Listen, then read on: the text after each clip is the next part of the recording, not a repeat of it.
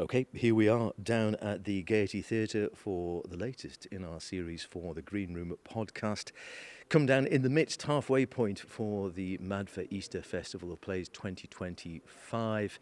And it's curtain up in about an hour's time, so we better not hang around this evening. And it is White Cobra who are performing this evening. We've got a few of them sitting around in the murk of the stalls as we await the audience to appear in, I don't know, about 45 minutes' time, I think. And we'll just catch up and hear a little bit about what brings them back to the theatre, what they like about drama. We'll start with the gentleman on my left, who I think, Alan, introduce yourself and tell us a little bit about White Cobra. Yeah, hello, my name's Richard Jordan. I was one of the people that set White Cobra up when I was a young man. Only a couple of years ago. Yeah, a couple of decades ago. Yeah, I mean, we've been, I think this is our 8th visit. So I suppose we're regulars. Why do we keep coming back? One reason's the theatre, the Gaiety. I'll say to anybody, this is the best theatre I've ever been in. I just think when you walk in, your jaw drops. It's a pleasure, it's an honour to perform in this theatre, and that's one of the reasons we come back. And I've got to be honest, the ice cream and the island. We love coming back to the Isle of Man. So we make a bit of a holiday out of it. We love doing the shows here, and it's just something that's become part of our calendar now. What got you into drama in the first place? I wasn't really very good at anything else. Acting the fool was about the only thing I was only ever good at. But I've got a really strong memory of my mum taking me to the pantos in Northampton, where we're from, to the Royal Theatre. And I just remember sitting there watching pantos and just thinking, I can't believe this is actually happening in front of me. And the fact that every single show is a unique live event, and there is nothing else that's like that. It's magnificent. Are you performing this evening then or not? I'm not. No, I've performed a few times here, but I'm the roadie now. I brought the set in the back of the trailer. So that's what happens to actors. You start off, you win the awards, and you end up just driving the set on the slippery slope. Yeah. Right. Who's treading the boards this evening? There's a couple here. There's a couple here. Right, we'll come to the back here. So just like to introduce yourself.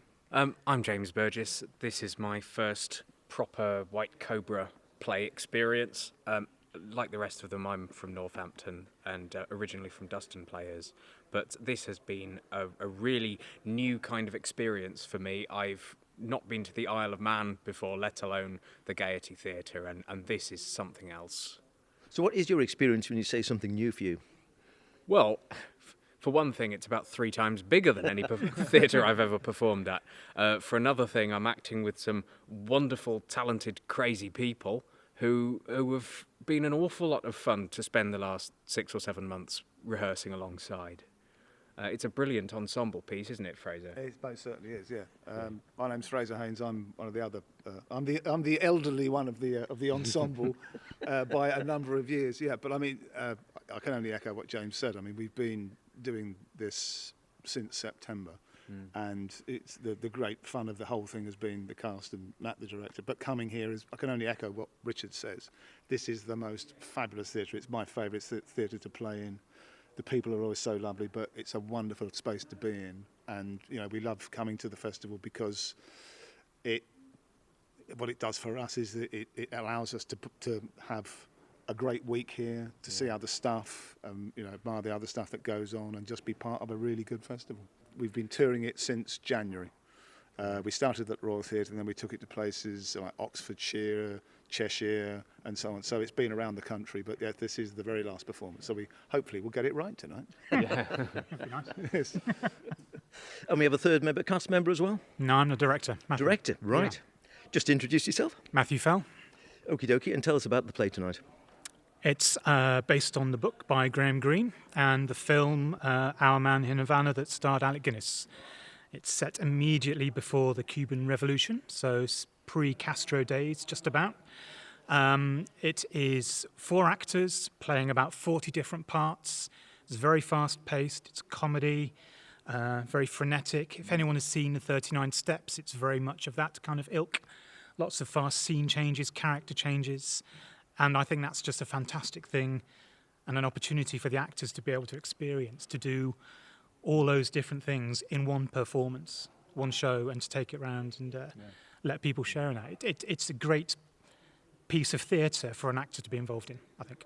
And how does it work with White Cobra? I mean, do you choose the players? Is there a committee or?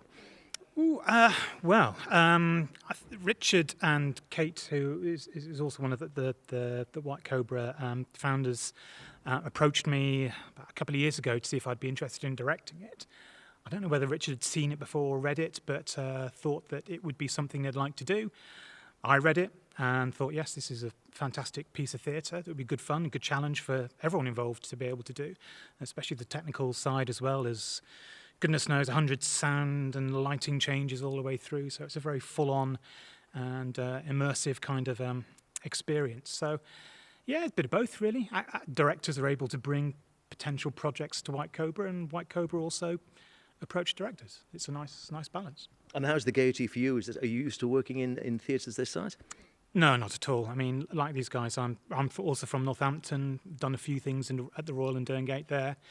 It's similar to the Royal, but it surpasses that really in terms of how beautiful it is. Really, it's glorious in terms of the size. I went up to the lighting box earlier, and my goodness, it's quite a distance and it's quite a height once you get up there. So it's just fabulous. It's just a wonderful old Victorian space. I mean, it's amazing. They all said how wonderful this space is, and doesn't do it justice. It's just incredible. And just a question for anyone, really. I mean, does this add to the pressure, to the excitement? Do you feel more that you have to sort of, be on your top mettle when you're in a bigger theatre like this, or no odds? No, I don't think. I think in the end we do the show to the best way we can for the people who come, and that's what we aim for. The fact that it's a massive venue, much bigger than where we normally go, it's not irrelevant, but it doesn't cause us any problems because we're still doing the same show. And because it's the last one, we are extra determined to enjoy it to the fullest. But also the fact that, as we've mentioned, we've toured this all around the country. No two stages have been the same. They've had entrances and exits in completely different places. The space we have backstage has gone from the size of Cuba to the size of a cupboard, and we've got to fit all these props somehow in there. So we find every time we turn up to a venue, we have to really reimagine how we perform it, and that can be very stressful. But when we get out there and start performing it, we've never gone completely wrong yet, have we? No, I couldn't possibly comment. No, we haven't. It's a very rewarding experience as an actor, again, as James was just saying, to do a show on one night in one space, then take it to another night, to the next performance, the next night, different town, completely different space, different challenges that you've got to overcome on the night without having had the luxury of lots of rehearsal time in that space. You've just got in there that day, set up, had a look around, run through it quickly, and thought, right, crack on. And from a actor's perspective, that's quite an improvisational kind of challenge, which again is a great opportunity. Yeah, it's the most rewarding and it's the most enjoyable part of it as well, because it means that no two performances are the same, Absolutely. no two venues are the same, and it just gives you such a variety. We're very lucky to do what we do. Yeah. Very lucky. You can come to each performance fresh because you've got a new set of challenges ahead of you, and how you adapt the thing you've been working on for the last 6-7 months into this fresh environment. It really keeps it invigorating and reinventing itself, which I think is good. I was going to say, does that keep you on your toes? Because I suppose you could say, if you're doing it for a long time, you could get complacent. You think, oh God, here's goes another production. This definitely keeps you on your toes without a shadow of a doubt. It's one of those. It's just that type of show. You have to concentrate for 2.5 hours. Because if you don't, you're in trouble. But fortunately, we all do. And I asked before, obviously anyone who's in theatre, performing on stage, directing, has got an attraction to the theatre, there's something about it. What's the magic that you think that sort of, it's a lot of hard work, it's a lot of commitment, what brings you into it, or what keeps you doing it? That's a very good question. I think it's, like Richard said, for me, it was, apart from drinking beer, it was the only thing I was ever any good at. Yeah. So, James, maybe? Well, I'm self-employed, so I need to escape from the horrors of daily life. I spend all of my working hours in a garage by myself, and then the evening comes and I think, well, great, what play can I go and rehearse tonight? So it's an escapism to a degree. Oh yeah, it's absolutely a survival instinct. But I love it, and my partner also is into Amdram, so we have these projects on, and sometimes it's nice to act with friends, family, close ones. Other times it's nice to act with all this lot. No, who have become like a second family, especially going on holiday to the Isle of Man all together has been something really unique and special. And you're right, and you quite often hear that when you're talking to people in teams or going around, that it does become like a sort of surrogate family, doesn't it? Absolutely, it does. Yeah. We are a very, very close knit group, without a shadow of a doubt.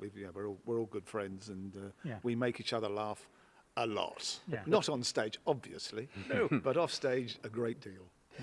We said projects. What projects are coming up next for anyone? The next for me is we're doing the King's Speech at the Royal Theatre in Northampton from the 19th to the 21st of June. Fantastic. Well, listen, time is marching on. I know you probably want to get ready, and then look forward to that beer later on. So I'll just say, break a leg, everyone. Will we be seeing you at future festivals, hopefully, on the island? If we survive. Yes. Break a leg, everyone. Thanks very much you. for talking Thank to us. you very much. Thank you. Thank you. Cheers. Thank you.